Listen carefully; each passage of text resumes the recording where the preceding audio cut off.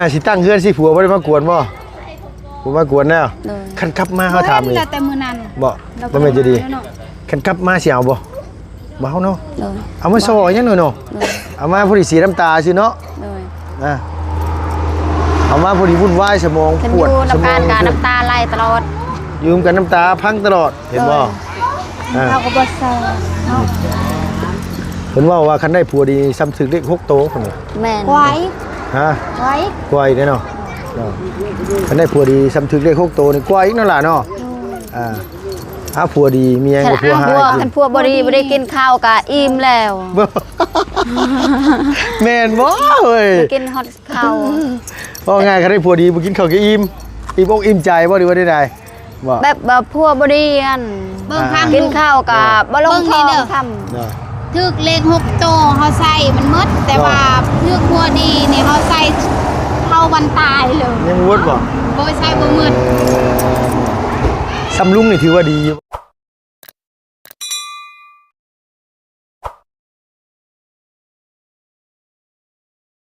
เด้เมื่อยอยู่ว่าล่ะตัวกันล่ะเมื่อยแห้งน้อยใจมื้อนี้รถเพน้อยใจรถเพไปเป็นยังคือรถเพจังเป็นยังเด้รีบบ่ได้เลยคันไหนคันที่เจ้าขี่นะโดยมันเป็นยังไงมันสตาร์ทบ่ได้สตาร์ทบ่ได้แบบว่ามันบ่มีไฟน้ำในโหมดเลยเป็นสีเขียวแล้วเปิดนั่นก็บ่มีไฟเลยบอลหัวมันนะปกติมันสิมีเงินไฟมันตกบ่การบ่อื่นสิลองเบิ่งเดี๋ยววันนี้เฮายันบ่ได้บ่ยันบ่ได้บ่มีแนวยันเด้รถรุ่นนี้บ่มีแนวยันบ่โดยมีแต่สตาร์ทเอาอย่างเดียวมาเลยบ่งามเด้อ๋อพี่น้องเอ้ยเจ็บท้องเด้มื้อไปกินมะม่วงนะมื้อน่ะท้องแล้วมันเจ็บท้องบ้าเอิ้นอยู่แล้วก็ได้เนาะเอาพี่น้องเอ้ยสบายดีเด้อสบายดียามแรงๆเนาะเอาพ่อๆกันอยู่เดินเฮือนน้องจะดีแต่เจ้าของเพิ่นบ่อยู่เพิ่นไปไสมื้อนี้น่ะน้ำบ่โดยหลายมื้อแล้วบ่ได้มาถ่ายตั้งแต่มื้อขึ้นเฮือนแต่จริงหยุดไปมื้อนึงพี่น้องเอ้ยมันตื่นบ่ได้เมาข้างเมาข้างเพราะว่าความจริงเนี่ยสิตัวไปยังเนาะเมาข้างก็ว่าเมาข้างไผสิมาเฮ็ดห้องน้ำให้ตัวละคนบ้านนาดอนมาดอนโดยเพิ่นขุดน้ำบ่โดยขุดน้ำขุดเห็ดพร้อมทั้งหมดทั้งมวลจ้างเท่าไหร่น่ะ7.5 ล้านทั้งขุดทั้งเฮือนเฮ็ดคันไดนำเด้แบบว่าแปลงเฮือนคืนเด้ไอ้เคยเราเฮ็ดบ่แล้วแบบว่าเราเฮ็ดครึ่งนึงแล้วเราก็ค่าเวียกเราก็บ่ได้เฮ็ดต่อเด้เลยจ้างเราเลยคันใดเนี่ยต้องเฮ็ดไม้เป็นบ่โดยเฮ็ดห้องน้ำในแล้วก็แปลงคันใดน้ำโดย7.5 ล้านโดยก็พอจ้างอยู่ก็ถือว่าบ่แพงปานใดโดยใครก็ลุงจ้างเฮ็ดข้าวหมูอยู่เพีย5 ล้านเถียงกันตลอด5 ล้านเอาง่ายเด้ลุงแบบว่าห้องน้ำมันน้อยเอาก็ถึงกันแล้วเอาฮะเห็นว่าทั้งกุดเพิ่นก็มีน่ะสร้างอยู่บ้านแกงยางเพิ่นยังบ่ฮู้ว่าเพิ่นสิว่างมื้อไหนแล้วบอกอีก 6-7 มื้อแล้วว่าหั่นแต่ว่าทางพระอาจารย์เพิ่นอยากให้ซื้อมาเพิ่มอีก10อันอีก3เสาว่าซั่นว่าเป็น15เสาแกเพิ่มแล้วค่าสร้างเนาะ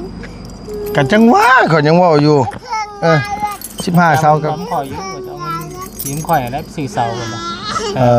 ซาก็มีเบิ่งแล้วก็ปรึกษากันเบิ่งนะอย่าเพิ่มมันกับค่าสร้างกับเพื่อมันกำลังใหญ่กว่าเก่าเฮือนใหญ่ก็ใหญ่ขึ้นก็มันก็ต้องเพิ่มค่าสร้างขึ้นแต่ทั้งค่อยนะค่าสร้างนั้นค่อยมีเงินตอนนั้นน่ะผู้ใหญ่เพิ่นฝากมาน่ะ 4,000 บาทมันก็ตกอยู่2 ล้านประมาณ2.6 ล้านเนาะบ่บุญเนาะแล้วมาบวกอีกแล้วฝากมา700 ล้านก็มันก็สิตกอยู่ล้าน14 ล้านปลายๆนี่แหละ14 ล้านกลัวแต่ก็รวมเงินทั้งบบุญน้ำอีกบบุญมีเท่าไหร่บุญนี่เท่าไหร่5 ล้านเนาะมานั่งไกลแท้มานั่งพี่เป็นแน่น่ะบ่นั่งไกลเนาะ นั่งโชคนั่งเศร้ายังเรียกแท้นี่เพื่อนใกล้ๆสิได้ตั้งเลย พี่มานั่งพี่ มานั่งพี่ก็ได้มานั่งพี่ก็ได้มาสิถามนี่ไปนั่งพุ่นโอ้นั่นแหละโดยก็มีอยู่10ปลายล้านเนาะมือได้เพิ่นสิย่อน่ะเพื่อนน่ะ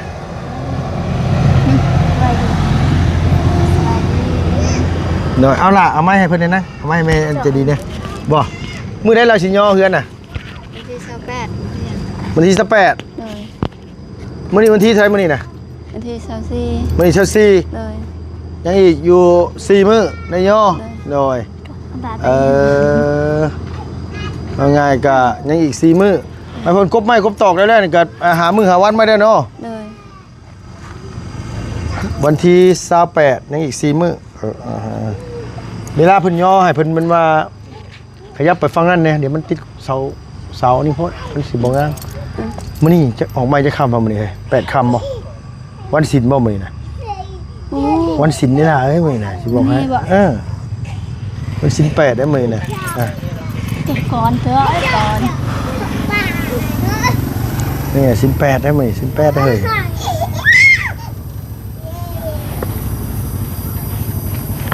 เพราะว่าทั้งนี้ทั้งนั้นก็เขาอันว่าหามือหาเว้นไว้แล้วเนาะสิโตคือคำกับฟังเมืองพี่น้องเลยเดี๋ยวถามมึงตามนั่นแหละเนาะคือว่ากูมื้อนี้เฮ็ดเว้าอีหลีเว้าเวียกบ่ม่วนมื้อนี้น่ะเจ็บท้องได้ไปทำงานฮะ ห้องน้ำก่อนกินก่อน บ่ได้แล้วเฮ้ยมันก็กระเทินแล้วเนาะ เอากินก่อนเลยจะทองเนาะ เพื่อนนี่เพิ่นเฮ็ดเท่าไหร่นะ6คูณ7บ่6คูณ7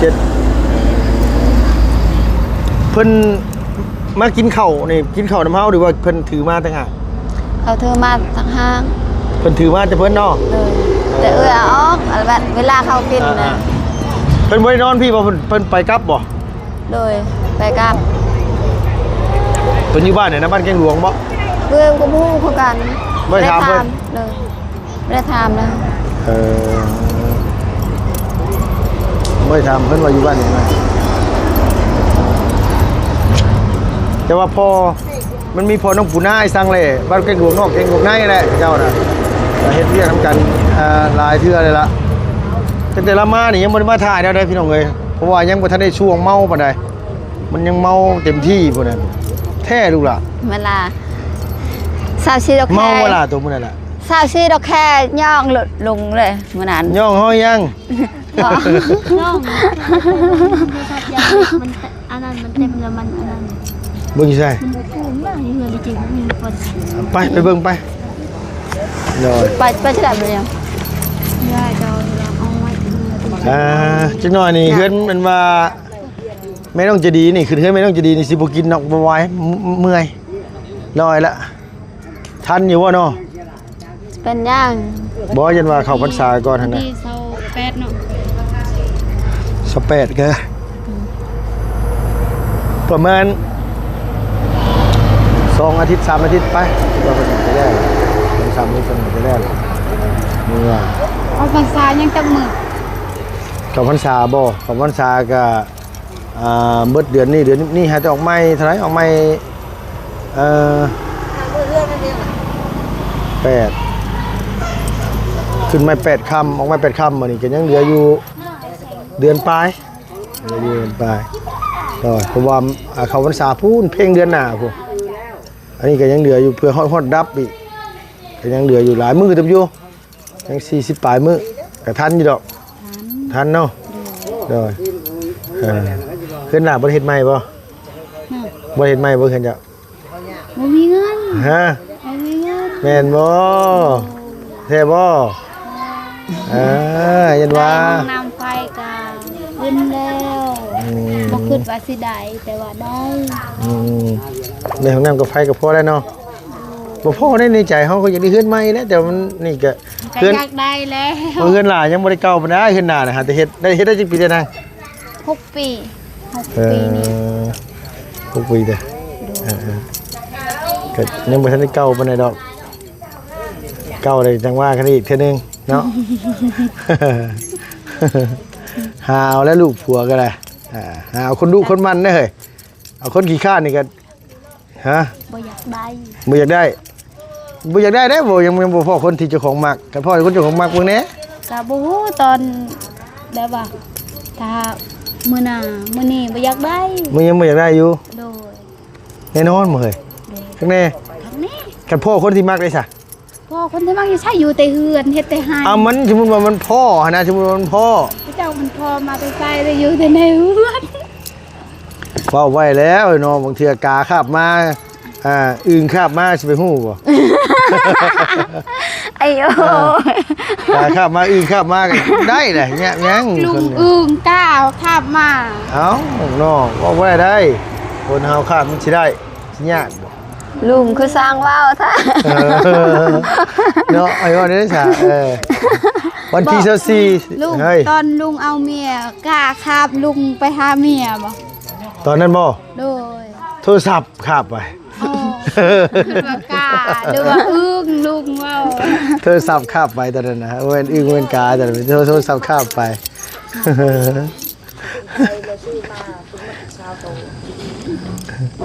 อึ้งคาบไป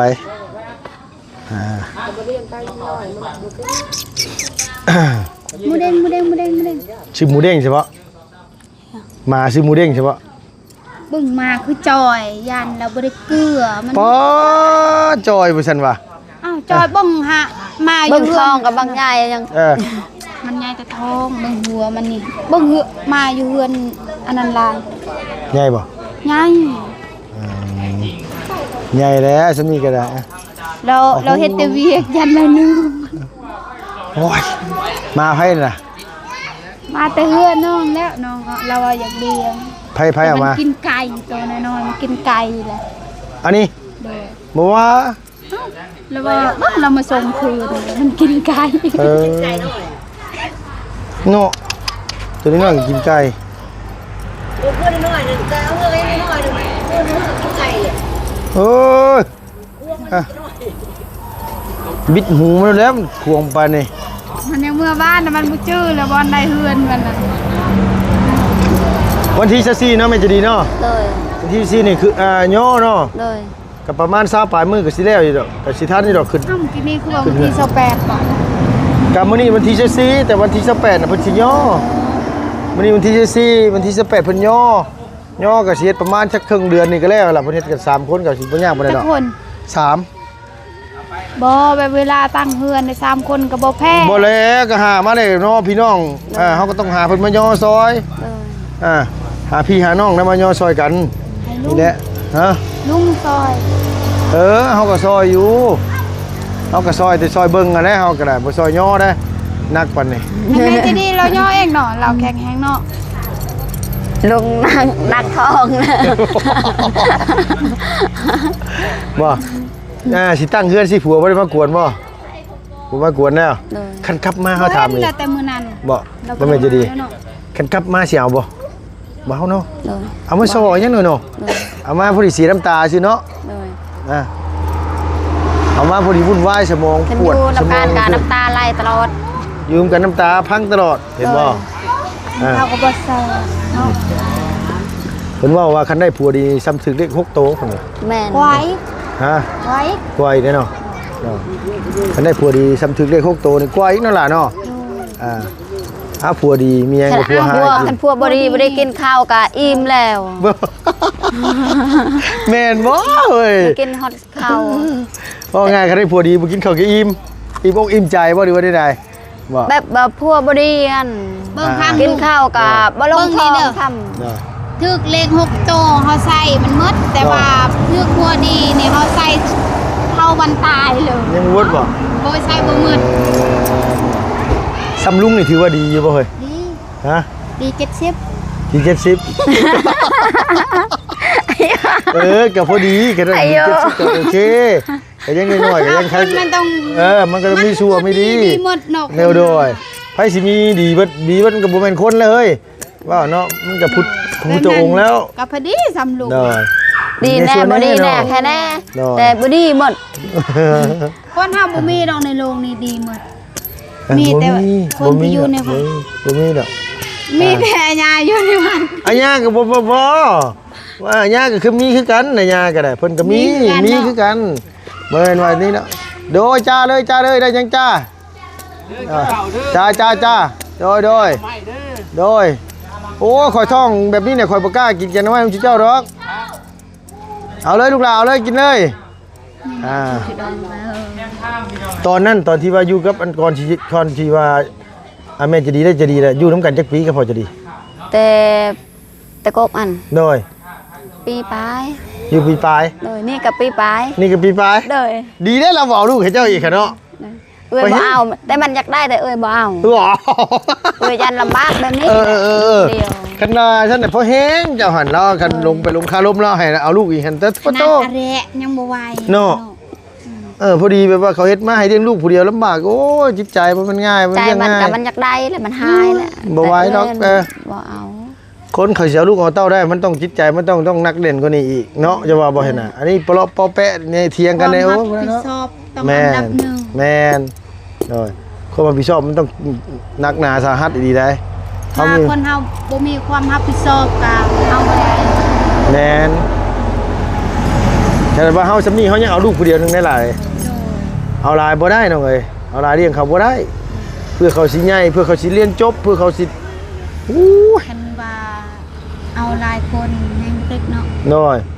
เอาผู้เดียวก็พอบ่แม่นผู้เดียวก็2คนก็พอละว่าถึงขนาดว่ายังหลายสุดอีก2คนซะสำเร็จจะดีพอดีละ2คนผู้หนึงผู้ชายผู้หนึงพอ เจดีก็เลี้ยงแต่น้อยแหละ เนาะ บัดแล้วเจดีก็แร้เอ็กเลี้ยงกับเลี้ยงผู้เดียว คนโอ้ยได้ลูกหลาน บ่มีเลยวันสนุกมีแต่ทุกข์ตลอดเล เอย อพอจะดีเริ่มใหญ่ก็เลี้ยงอาเรียต่อบัดนี้ เลย โดยแต่ว่าพอเท่าไม่เท่าได้ซอยเลี้ยงเนาะ แล้วเลี้ยงเจดีก็เจดีแขนหักเด้เลี้ยงเจดีอีกช่องปีดีแขนหักนี่บอลคอตอเลย อ่า 3 เทื่อลงสวรรค์ เขาต่อรุดบ่ต่อรุดบ่ เลย แบ แบบนี้กับเรื่องนี้อีก มั มันขึ้นกกมักม่วงเด้ ถึงกกม่วงตกจากกกม่วง เลย ลื้อขนาดเนาะนั่น มันเป็นเปลวนี่ เป็นแป้วใหญ่ๆฮะ เลย เขาพาเอาเล็กออกแล้วบ่ เลย เอาเล็กออกแล้วโดย แล้วลำบากนั่นกามันตกแต่เฮือนก็ธรรมดาแบบแม่นี่ลำบากแบบว่าไปอยู่นำพัวแล้วตอนมาตกแต่เฮือนก็หนัก2 เทื่อแหละมันหนักแบบมัน เพื่อนเนาะ แต่เทื่อนึงแต่เฮือน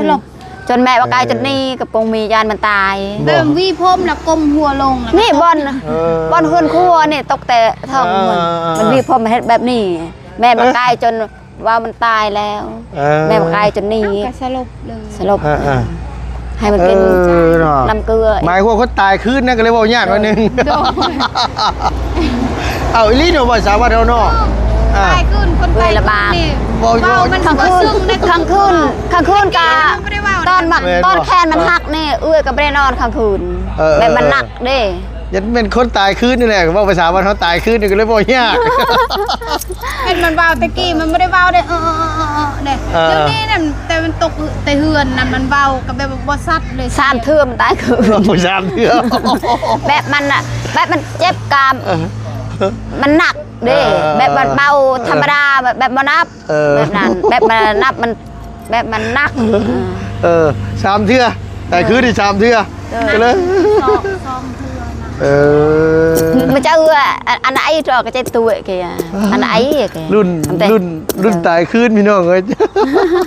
ใจดีโอ้ ว่าธรรมดาจะดี ตลอดมัน ตลอด มันไข้เจ็บไข้บ่นับอันธรรมดาบ่นับแต่มันหนักอัน2 เทื่อ3 เทื่อแหละหนัก ตัวนักกูมูนี่บ่ มันเป็นไข้ แต่ ตล มัน อด เจ็บมันสิบ่มักแบบว่ามันให้ตลอดบ่คือเลี้ยงเจ็บหน่อยนึงก็อยากให้ อันนี้ บา เนี่ย ยหน่ เจ็ อบ ยนึงก็อยากให้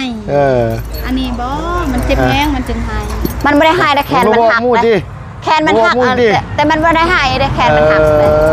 มันตกแต่เฮือนก็มันไม่ได้หายได้อีดีเก่ง คนมาฟังไผ่คนใจเองเว้ยทนได้ทนบ่ได้จังให้ คือเลยใจกับพอมัน คือพอบ่ แม่นไม่ได้พังใครเลยไผบอก ฟังไผ่ ไผบอกมันตามแต่มันอยากหาย คันฟังกับฟังคันผู้ฟังกับฟังผู้ฟังนี่ผู้ฟังเลยเนาะ เออ เดี๋ยวแหล่งอะไรได้มาก็เป็นเรื่องอยู่ได้น่ะ มันหาย มาเลยให้ได้ขนาดพี่น้องเนาะเอาโอเคมีแต่วันที่18พี่น้องให้พ่อกันย่อเฮือนน้องจะดีเนาะวันนี้วันที่14อีก4มื้อก็สิได้เริ่มย่อแล้วเพิ่นหามื้อหาวันไปแล้วสำหรับคลิปนี้ก็ค่ำเติบพี่น้องเอ้ยพอดีว่ามาแต่ไปเซ็นขอไฟแต่ว่าเพิ่นบ่อยู่กับอันล่าเจ้าต้องเซ็นเองเด้อน้องเด้อ เสร็จแล้วแหละ บอกแล้วเขาต้องเซ็นก่อนเขาเซ็นผู้ขออนุญาต โอ้ยบ่น้องทำว่าไปเซ็นแล้วนั่นมาในบ้านแล้วแหละ บ่แล้วเพิ่นบ่เซ็นให้คันเฮาบ่เซ็นก่อนเขาต้องเซ็นอาชุนว่าแม่เจ้าซื้อหยังอยู่คุ้มหยังเจ้าก็ต้องเซ็นผู้ร้องขอใช้ไฟเด้เขาก็ บ่ ต้อง ลุงนั่นไปเซ็นแล้วแหละ บ่ ยัง มื้อนวันนี้เฮากลับมาให้ถ้าพอเซ็นก่อนเซ็นชื่อถ้าพอคนขอใช้ไฟนั่นนี่มันอยู่ในมีอยู่ในบินหั่น โดย บ่คันเจ้าเซ็นบ่เป็นไงบ่มึงคงมาเซ็นให้ โดย ให้ไผเซ็นก็ได้ให้สุกี้เซ็นก็ได้เพราะผู้ใดเขาเขียนหนังสืองามหั่นแต่อย่าให้ลุงเซ็นให้ลุงเสียเขียนหนังสือไปงามเด้ ในบ้านเนาะ ฮะ ต้นแรงเนาะ พอมื้ออื่นเราอยู่เรานัดไว้แล้วว่ามื้ออื่นอยู่กลุ่มพุ่นแหละ มื้อนี้เราว่าบ่อยู่เราไปร่วมเราว่า มื้อนี้น่ะเราบ่อยู่ไปแล้วก็มีแต่อ้ายตำรวจหั่นเราบอกว่าอยู่บ้านสกีนี่ก็มีอยู่ในบ้านแต่ว่าเป็นตำรวจเป็นแม่นบ่ตำรวจเป็นในบ้านชั่วโมงน่ะแม่นบ่ โดย เป็นก็เลยนี่มีแต่ว่ามื้ออื่นไปไหม แต่ว่าที่บ้านสกีเราลาออกเลย บ่แม่นเขาลาออกเขาไล่ออก ว่าเพิ่นว่าเพิ่นสอนสิลุงวางแบบนี้เขาไล่ออกเราบอกหั่นเงินเขาลาออกแม่นแหละเนาะเขาไล่ออกเงินเขาลาออกได้เขาลาออกคักแหละลาออกยังมีเกียรติอยู่เขาไล่ออกบ่มีเกียรติไปได้เลยเอาโอเคพี่น้องก็สำหรับคลิปนี้ก็ไปเด้อเพียงเด้อเอาสบายดีเด้อโดยพ่อกันวันที่28ย่อเฮือนเนาะพูดแหละคันขึ้นเฮือนกับก้อนเขาพรรษาเพิ่นแหละฟังเบิ่งว่าสิขึ้นมื้อใด กำลังใจให้หลายๆนะเด้อยอหืนไม่จิดี โดยไปแล้วพี่น้องเด้อ